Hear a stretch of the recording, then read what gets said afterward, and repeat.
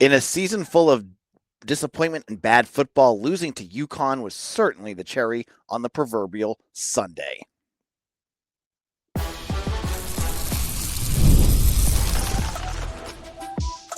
You are Locked On Boston College, your daily podcast on the Boston College Eagles.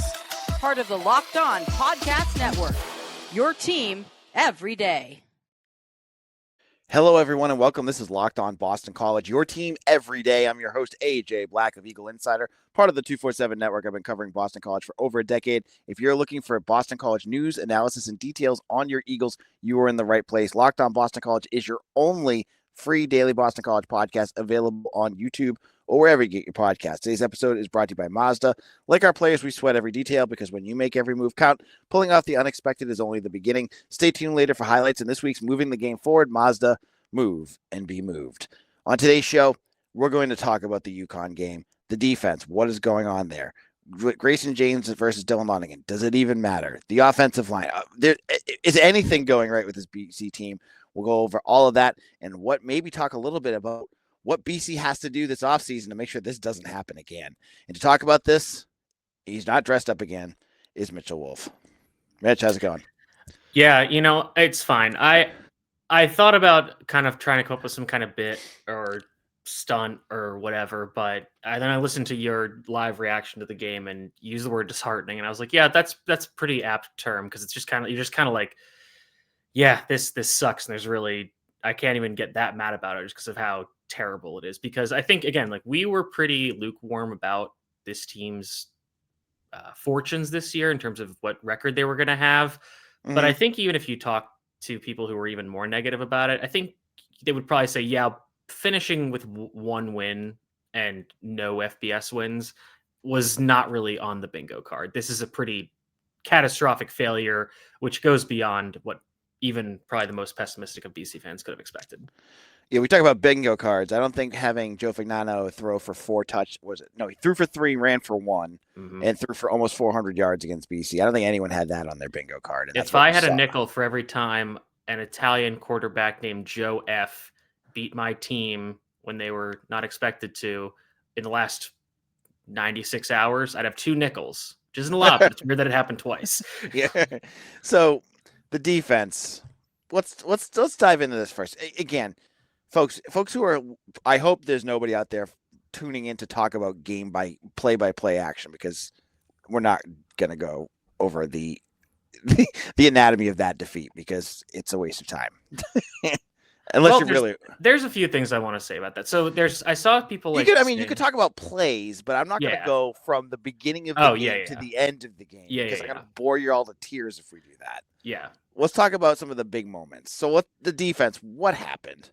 So I think the thing that people misconstrue about this defense is that there hasn't been an adjustment to the talent, and there has been, because in the first few weeks they were running all this man, they were blitzing, they were trying all that kind of stuff, and that wasn't working. In the last few weeks, they've shifted to a lot of zone, and they haven't been blitzing as much, and it still hasn't worked. In this game, I saw people saying, "Oh, they've got to simplify things because they're having all these coverage busts." Like that's what they were doing before, and guys were still getting beaten in man. So no matter what this defense is doing schematically, they are losing. And in this game, especially with the pass rush, which again, I think a lot of this goes back to that. Even when you had your better players on the field, which wasn't as much, but when you had your quote unquote starters, which we'll talk about a little bit about that later, you were not getting pressure. I think BC pressured Joe Fagnano. I think I told you they had 4 pressures on like 36 dropbacks. I think I'm going to get the exact number here. And part of that was by design with UConn. They got the ball out quickly a lot, or they had these hard play actions where they would roll him out, get him outside the pocket where it's harder to pressure. So some of that was by design, and that's good game planning by them. But there were also plays where he did have to hang in the pocket, and they did get 2 quote unquote sacks, but they were for 1 yard, 2 yard losses. And he escaped pressure a lot. And I think part of that issue is the lack of talent on this defensive line, because for a good portion of the game, you saw a defensive line unit that was Favor Bate, Mike Bumpus, Micah Amity, and Ella Boykin. And respectfully to those players, that's not a power forward defensive line. And again, these players could have had roles if the defensive line was healthier, where it's like, okay, we play Boykin 10 snaps a game in specific situations. We play Bate, same with Bate. You probably would be redshirting Amity if you weren't so banged up on the defensive line. Mike Bumpus probably wouldn't be playing if Quan Williams, Owen Stoudemire, Ty Clemens, Sterling Sanders, the true freshman, of all those guys weren't hurt, but they are. So you're forcing these guys in the lineup when they probably shouldn't be in the first place. And the defensive line just got nothing. And to their credit, this team stopped the run decently well. UConn also stopped it themselves. They basically couldn't run an outside zone for more than 10 yards without there being a holding penalty. So that was at least somewhat encouraging. But once again, you saw absolutely no pressure, whether they brought 4. And even when they blitzed, they would blitz and UConn would just pick it up perfectly. They had nobody able to win their one-on-one matchups. And BC's defensive backs then would just get cooked, regardless of what coverage they were in. Now, the other problem, and this, like you said, this is the biggest problem. When you see them making mistakes in zone, it's players like Owen McGowan, KP Price. Those are veteran leaders who cannot be doing that. If guys like Isaiah Ferris and TJ Green are getting beaten one-on-one matchups by guys like Skylar Bell, I can appreciate. I'm like, okay, you lose a one-on-one matchup. It happens in every team in every game. Sometimes it's going to happen. But when you have your guys who are supposed to be your leaders, who are supposed to get everybody in the right place, making huge mistakes that lead to explosive plays for the offense, especially ones that lead directly to points, then it's like, okay, well, then there's really no hope for this defense, because even your players who are better are letting this team down with mistakes. Yeah, that was the toughest part, was like all the bus. I think that was the biggest piece. Like, and I think there was one of the last touchdowns they had. It was that. Well, that was just the Skylar Bell one was just like a missed tackle, because they just ran like a little shield screen out of a bunch. And Isaiah Ferris bounces off him, and then because he's running one, and I feel like this happens all the time. He's running one way, he misses the tackle and takes out the other BC defender coming in pursuit from the other direction, and then Bell is off the race for touchdown. And for I think at least the first half, I thought they did a pretty decent job of containing Bell. In the second half, he started really getting going. He had the big out route by the sideline, then he had this screen pass.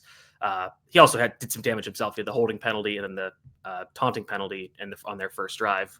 But yeah, I mean, it was just a nightmare. And I think the other part of it, and I'm not really sure how to explain this or say how it can be better, but there were times when BC defenders had chances to make plays. I think Carter Davis dropped 2 interceptions. Isaiah Ferris had a great pass breakup, but it could have been an interception. And it's like, guys, somebody's got to make a play. Somebody's got to do something that is going above and beyond. Like, it's good that you're breaking up the passes. That's fine. But somebody's got to get a turnover. Somebody's got to create something if this team is going to win games. It's not enough to just do kind of the base level of breaking up a pass or let it hit you in the hands when it's a bad pass. People have got to do something extra. Mm-hmm. And that second half was just a disaster. I think they got just outscored 28-3, 28. Something like that. The parlay, that was for entertainment purposes only. It hit. Yep. Mitch nailed on that one. Again, I go back to the term disheartening, because you can get mad, you can yell, you can scream. Being in Alumni Stadium, it was just brutal to watch. The UConn fans were everywhere. The BC fans showed up late and left early because they're checked out too. And just the body language of everybody there, it's just so sad. Like, this is, I see everyone, diatribe here. I see all the going back to the Patriot League. It's time for BC to get demoted. It's relegate BC time. It's everywhere. And it's like, this team was a 7-win team for the last 2 seasons. So don't give me that, because I know that's not the highest of the highs, but they weren't pathetic for the last 2 years. They were a bowl team. Now we're seeing them fall off a cliff. And again, as I said on yesterday's show, injuries are obviously a big piece of this, but what is going on? Well, the reason why it's so bad is because the injuries have forced them off a cliff to be a historically bad defense. Right. At least in the context of this program, maybe not. I mean, it might be in the all Power 4, but you're being forced to play guys that are not Power 4 players. And right. I think it's fair to be mad at the coaching staff about certain things. However, they're coaching, like coverage and tackling was honestly not as big of an issue in this game, but there's just things where you see it's like, why are players doing this? But if you look at the players specifically, it's like, okay, well, what do you expect these guys to do? And I know UConn's not a Power 4 program, but they're pretty much on the precipice. They're probably better than some of the other bottom of the barrel Power 4 teams, or at least in the same tier. And at this point, that includes BC. So that's going to be an equal talent. Like you look at Skylar Bell, he was a Wisconsin transfer. He played there. He was productive there. They've had other guys that have come up from G5 schools or G6 schools where they were good. They've had guys bump down from Power 4, and they've been very productive there. So again, talent is an issue, and coaching is absolutely an issue. But only coaches can only do so much. Like they can only work with what they're given, and what they have available to them right now. Where BC is missing 4 of their top 5 defensive tackles. They're missing 3 of their top 4 linebackers. They're missing 4 of their top 6 corners, and their best pass rusher, Quintavious Hutchins, is playing with one arm. If you did that for any other defense in the Power 4, and you said all of these players are going to be out for you, their defense would also be a lot worse. So, and I'm not saying that as an excuse. I'm saying it's like, this is why it's so bad. If all of these injuries were not occurring, the defense was probably still not going to be like a world beater. But I think that you could probably look at a few of the games on the schedule and say, okay, you could reasonably flip those. And this defense might not be great. And you say, hey, they need to be better if they want to win more games. And you could criticize Tim Lewis for that. But at this point, it's like, okay, well, the players that you expected to be on this defense are not there. And you're forcing other players who were expected to redshirt, who were expected to be role players, who were expected to just be like special teamers. Now they're having to play tons of meaningful, significant snaps, and they are just not good enough to do it. I go back to another critique that we get, especially me, because I was at camp all the time. They're like, AJ, you said they look good at camp. Okay, so I want you to go back to the film. Go back to what I said. Who were the 2? Mitch could answer this. Who were the best offensive player? Who did I say it was? Jaden. Best offensive player. Oh, Jaden Skeet, yeah. And who was the best defensive player? I said Sire Torrance. And who has not played in the last the 2 guys haven't weeks. Played in weeks. Yeah. So yeah, you can yell at me that I was wrong on that, but like all the guys I said, and I also said that Davion Crouch was a major factor on this defense, and we haven't seen him in 6 weeks. So I don't think either Mitch or I could predict that this type of catastrophic, he talks about catastrophic injuries. This is insane. Like the amount of injuries that BC has, and that's a whole other conversation. We don't even know what's going on because they're not talking about it, but that is something that makes it hard to kind of just gauge what's going on. And what we're seeing is the fruit of all that. Now, in a moment, let's go to the offensive side of the ball. New quarterback, same as the old quarterback. We'll talk about Grayson James in just a moment.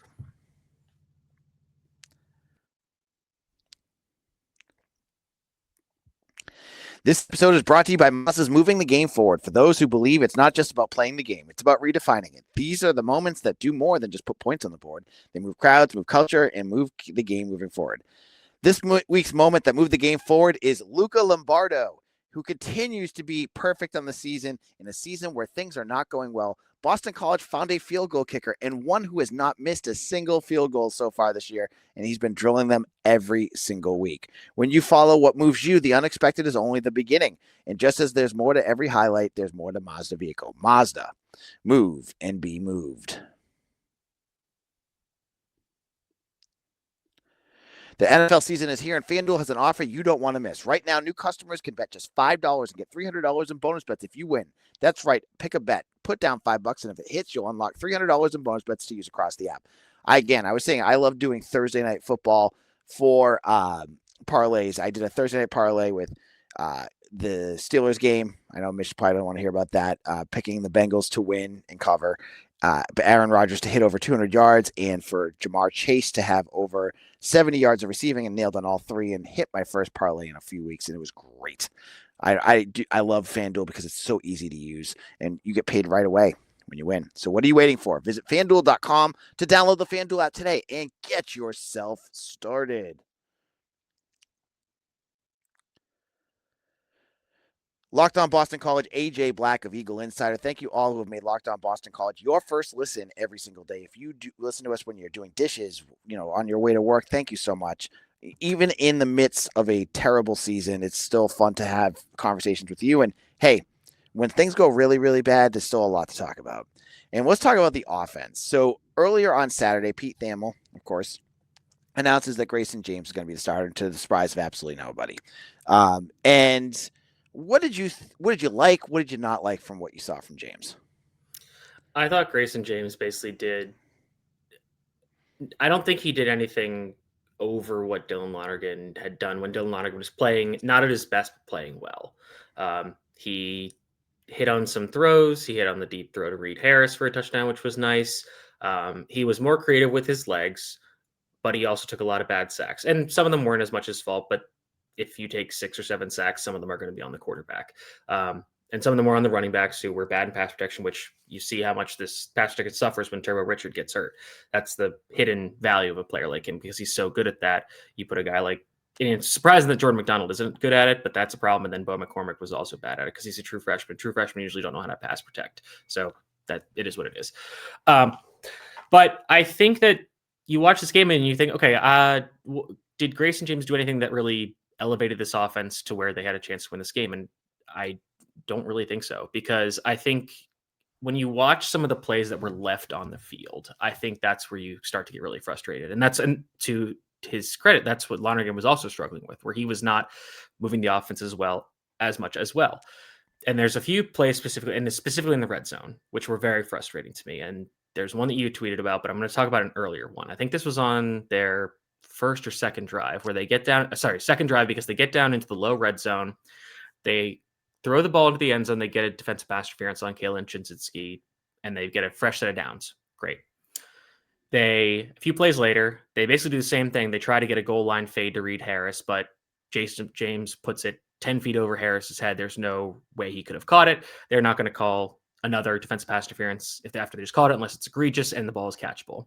If you look to the right side of the field, Kalen Chinsinski is wide open on a route to the flat. There's nobody within 10, 15 yards of him. And on that play, Grayson James just looked to his left of the goal line fade and didn't even look to his right. That's a problem. That turns 6 points into 3. Later in the game, I think second half, this was the one you tweeted about. There is a play where it's a Y leak throwback, and BC did this a lot with Steve Adazio, where basically you run a play action pass, the tight end fakes like he's going to block, then kind of just leaks. He kind of just hides behind the defensive line and then release to the other side of the field, going behind the defensive line, not underneath the offensive line. And Grayson James does not look that way at all. And that play is designed to be thrown back to that tight end. But Grayson James stays locked into the right side of the field, which you have to do at the beginning of the play because you have to sell the defense, everybody going that way. And he does that. But then he tries to force a bad pass into Jeremiah Franklin that was inaccurate and nobody could have caught it. And if it was accurate, it might have been picked off.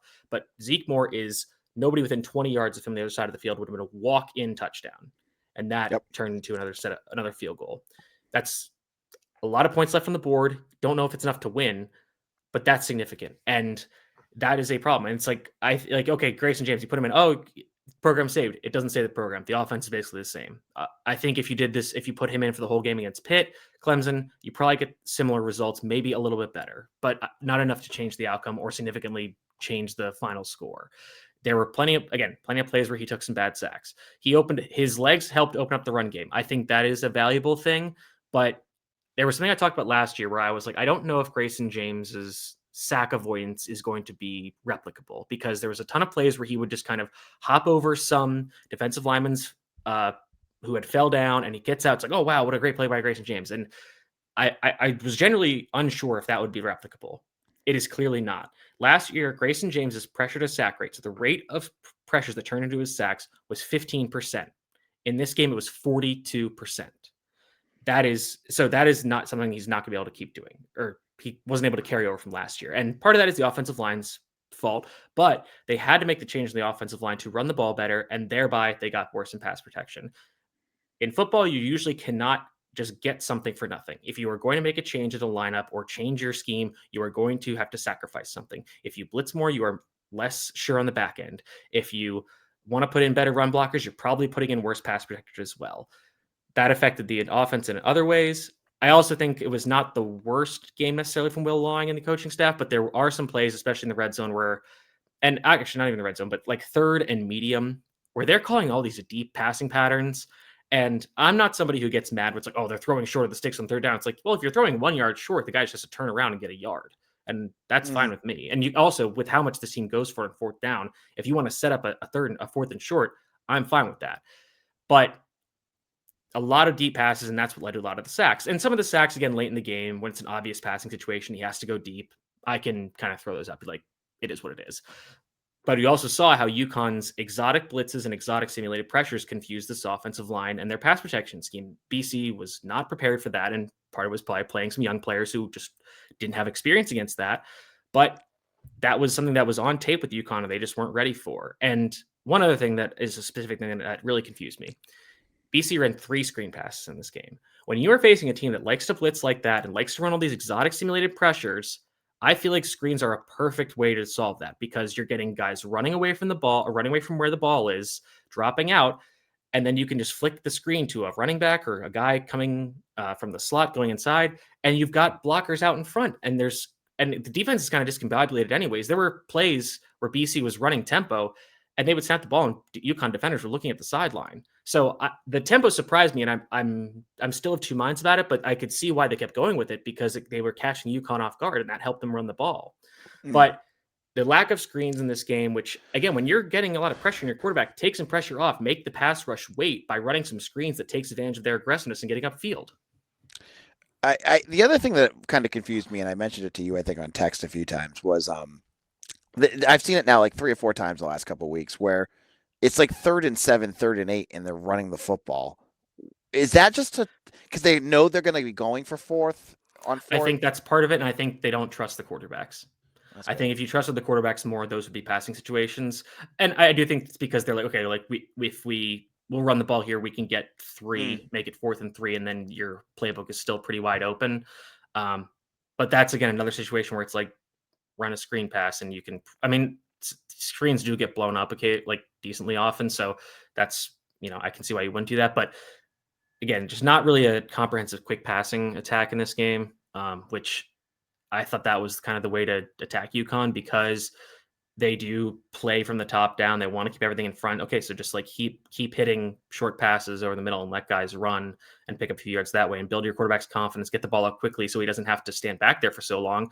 But they just kept doing that, and that game plan just didn't make sense to me. Before we take our second break, thoughts on the offensive line. There was changes.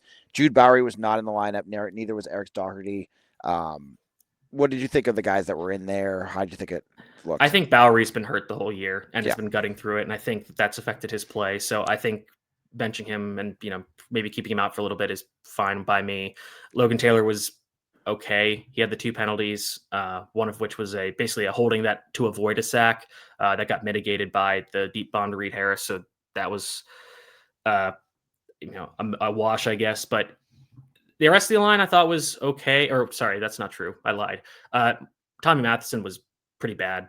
The Princeton transfer. When they put in Judah Pruitt at that guard position, he was significantly better. And I feel like they have to play him moving forward if Eric Doherty is still hurt. Or Doherty, I'm not sure exactly how it's pronounced. Mm-hmm. Kevin Klein has actually been quietly okay. So I guess I'm fine with them keeping him there if you're going to keep Taylor at tackle, where again, he is just better at tackle. I don't really know what more evidence there needs to be. I know he had the holding penalty, but he is just a better run blocker. He's a better pass protector out there. I just don't get why they keep trying to cry him at guard. And Robert Smith, again, like he's a true freshman, so he's going to have some mistakes, and he did in this game. And I think you can live with those. Michael Krauts was okay, but those are young guys. You're kind of doing some growing pains, and you know that when you played the veterans at those positions, you were getting worse outcomes. So I thought it was fine. Hopefully you can coach him up a little bit in pass protection moving forward, and you're going to see more standard defenses in the coming weeks. Not as much blitzing or funky pressures or whatever. So that might help them a little bit. But yeah. And then I just had another coaching point. This was a rough game management from Bill O'Brien as far as I'm concerned. Not going for 2 when they scored their first touchdown to make it a tie game. Did not like that. Did not like how they handled the drive that ended in the Reed Harris touchdown. I thought that touchdown really bailed them out of some bad decisions and bad clock management. So that was also frustrating. So again, I think that with the offense, I think it's much more of a coaching issue because I think you do have players. You did finally see Lewis Bond get involved again. Reed Harris made a few plays. He also had some ones that he didn't really make. They used VJ Wilkins on one play where he was a rocket pass and he gained a few yards. It was a nice play, and then he never played another snap. I just do not get his usage or lack thereof because there's a bunch of players where they just motion Lewis Bond across the formation in jet motion. It's like, just put Wilkins out there just to give Bond a breather. Yeah. And maybe you hit that pop pass again just to keep the defense honest. I just do not get the usage of some of the players. For the offense, coaching is a much bigger issue for me. On defense, it's talent. Yeah, the Wilkins stuff is mind-blowing because it's like we saw the first couple games of the season where they stretched the field with him. He was able to get out deep, and you can do different things with him. And then, like, if he is going to do that, defenses are going to key on that, use that as the decoy. Like, I just don't get the offensive coaching game plan. All right, in a moment, Mitch and I give our final thoughts and where things go from here. We'll talk about that in just a moment.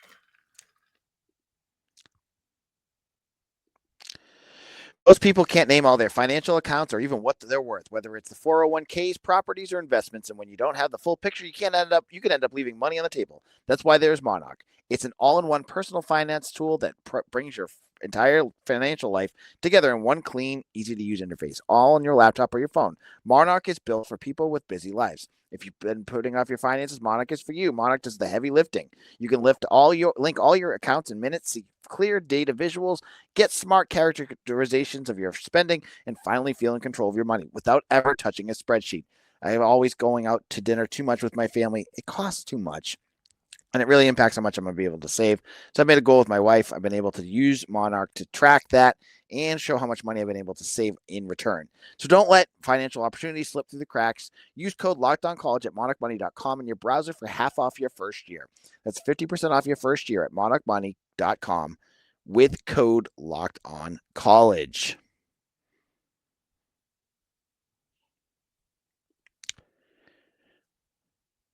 The charitable Irish Society has been part of Boston's history since 1737, making it the oldest Irish society in the Americas. With deep ties to Boston College, its leaders and members continue a proud tradition of service. Today, the society is still living its mission, raising thousands of dollars each year to help immigrants in need, Irish and non-Irish alike. Last year, their support helped a family from Northern Ireland who faced a medical crisis and couldn't cover rent and bills. You can be part of that impact. Membership is just $75 a year, and it goes directly to helping families when they need it most. And mark your calendar. The annual Silver Key Dinner is coming up October 29th at the UMass Club honoring Archbishop Henning. Get your tickets for the annual Silver Key Dinner and join the Charitable Irish Society today at www.charitableirishsociety.org.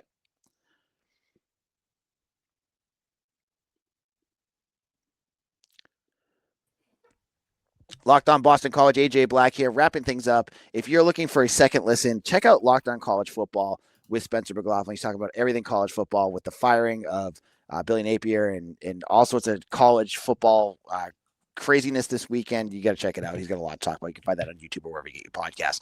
Now, any other thoughts about this game? I put down talking about the future, but if you want to talk more about this game, let's do it. The monkey's paw of getting a field goal kicker that is awesome really backfired on this team because, right? And honestly, a lot of the special teams issues have kind of abated as the rest of the team has gone down the drain. You know, they haven't had a lot of issues. They had a bad penalty by Kamori Dixon that set up UConn well, but other than that, coverage has been good. Kickoffs have been better. Isaiah Ferris had a good return, and then he allowed a ball to bounce by him to pin BC inside the 10.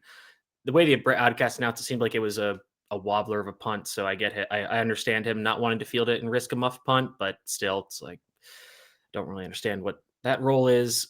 Penalties weren't, I mean, they had more penalties than UConn, but both teams had a lot of penalties. Thought it was very funny that Jim Mora Jr.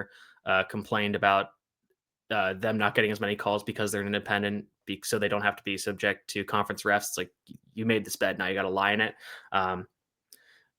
That's all I'll say about Jim Mora for this week after the firestorm that last week's comments created. Trying to think of other things from this game that made me angry. But yeah, I mean, watching this game, it's like even when BC went into the half, leading, you're just like, they're going to find a way to blow this. That's exactly what they did. And again, it wasn't the hallmarks of the last few games where it's been all these penalties or all these turnovers or all these missed tackles. Like, they had no turnovers. They didn't miss that many tackles. The penalties were okay. Like, they had a few, but nothing too crazy, but they just didn't play well enough. And on the offensive side, I think that was coaching. And on the defense, I think it's defense side. It's just, they just don't have the guys to hang with anybody that's basically in the FBS at this point. Like, if BC ended up having to play, a middling G6 school, let alone like a USF or North Texas or Memphis or somebody's putting up a ton of points, like, I think they'd probably get smoked by those teams based on how this defense is playing. And again, Tim Lewis is trying everything to his credit. Like, they